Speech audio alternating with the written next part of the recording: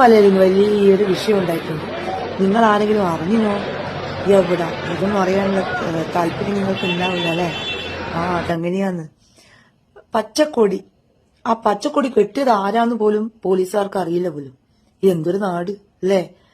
ഇനിയിപ്പം ബാങ്ക് വിളിയോ അല്ലെങ്കിൽ പച്ചക്കൊടി കെട്ടുവോ എന്ത് വേണമെങ്കിലും ചെയ്തോട്ടെ, ഹിന്ദുക്കളല്ലേ, അവരാരും മിണ്ടൂല.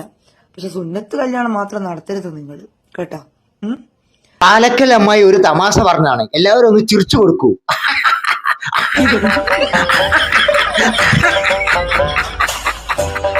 എല്ലാവരും ചിരിച്ചു അമ്മായി. ഇനി ബാക്കി പറ. ആയാലും പള്ളികളിലൊന്നും ഇങ്ങനെ ചെയ്യാൻ പറ്റില്ല. നമ്മളെ അമ്പലങ്ങളായതുകൊണ്ട് ആരും ചോദിക്കാനും പറയാനൊന്നും ആരും ഇല്ലല്ലോ. ഇല്ലല്ലേ? അതായത് എന്റെ പൊന്നാര അമ്മച്ചി, ശബരിമലയിൽ ആരാണ് പച്ചക്കൊടി കെട്ടിയതെന്ന് അമ്മായിക്ക് അറിയണം. ഈ ശബരിമലയിൽ പച്ചക്കൊടി കെട്ടിയത് ഒന്നാം തരം വർഗീയവാദി സംഘികൾ തന്നെയാണ്, അതിന് യാതൊരു സംശയം വേണ്ട. പിന്നെ ഈ പച്ചക്കൊടി എന്ന് പറയുന്ന സാധനം അമ്പലങ്ങളിലോ പള്ളികളിലോ കെട്ടുന്ന ഒരു സാധനമല്ല എന്നുള്ളത് മുസ്ലിങ്ങൾക്ക് വളരെ വ്യക്തമായിട്ട് അറിയുന്ന ഒരു കാര്യമാണ്. ഈ സംഘികളാണ് ശബരിമലയിൽ പച്ചക്കൊടി കെട്ടിയെന്നുള്ളതിന് 100% ഉറപ്പുണ്ട്. കാരണം സംഘികൾക്ക് കേരളത്തിന്റെ അകത്ത് ഒരു വർഗീയത ഉണ്ടാക്കുക എന്നുള്ളതാണല്ലോ ഇപ്പോഴത്തെ ഒരു പുതിയ ട്രെൻഡ്. അമ്മായി അത് ആദ്യം മനസ്സിലാക്കമ്മായി. പിന്നെ ഈ സംഘികളുണ്ടല്ലോ, ഈ സംഘികള് മനുഷ്യന്റെ വിസർജനം ഉണ്ടല്ലോ, അതായത് പച്ച മലയാളത്തിൽ പറഞ്ഞ തീട്ടം, ആ തീട്ടം അമ്പലത്തിനകത്തോട്ട് വലിച്ചെറിഞ്ഞിട്ട് മുസ്ലിങ്ങളുടെ മേലെ പഴിയിടാൻ ശ്രമിച്ചിട്ടുണ്ടായിരുന്നു. അത് അമ്മായി അറിഞ്ഞോ? ഇനി അതും പോട്ടെ, ബീഫ് ഉണ്ടല്ലോ, ബീഫ്, അതായത് പോത്തിറച്ചി, അത് അമ്പലത്തിനകത്ത് വലിച്ചെറിഞ്ഞിട്ട് അത് മുസ്ലിങ്ങളാണെന്ന് വരുത്തി തീർക്കാൻ വേണ്ടി സംഖ്യകൾ ശ്രമിച്ചിട്ടുണ്ട്.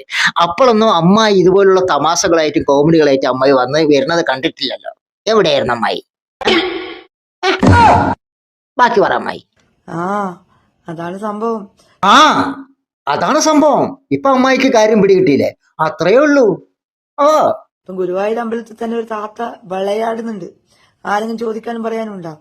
അവർക്ക് ദേവസ്വം പിന്നെ ഗുരുവായൂരിന്റെ ഉള്ളിൽ പോവാം, അതുപോലെ തന്നെ അവിടെ തന്ത്രിന്റെ റൂമിൽ കയറാം. മറ്റുള്ള ആൾക്കാർക്ക് അവിടെ അങ്ങോട്ടേക്ക് ഫോട്ടോ എടുക്കാനും പാടില്ല, ഒന്നും ചെയ്യാൻ പാടില്ല. അതായത് പൊന്നാരമ്മായി, ഈ ഗുരുവായൂർ താത്ത എന്ന് പറയുന്നത് ഗുരുവായൂർ അമ്പലത്തിൽ വന്നിട്ട് പട്ടിഷോ കാണിക്കുന്നുണ്ടെങ്കിൽ അതിന് പൂർണ്ണ ഉത്തരവാദിത്യം സംഖ്യകൾ തന്നെയാണ്. കാരണം മുസ്ലിങ്ങൾ ഒഴിവാക്കി വിട്ട ഒരു സാധനമാണ് ഈ ഗുരുവായൂർ താത്ത എന്ന് പറയുന്നത്.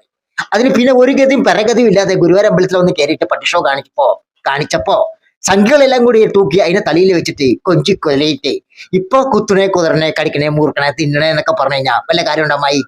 അനുഭവിക്കുക, അത്ര തന്നെ. സംഖ്യകളോട് പോയി പറ, മുസ്ലിങ്ങളോട് പറഞ്ഞിട്ട് കാര്യമില്ല, സംഖ്യകളെ തന്നെ ഉത്തരവാദി.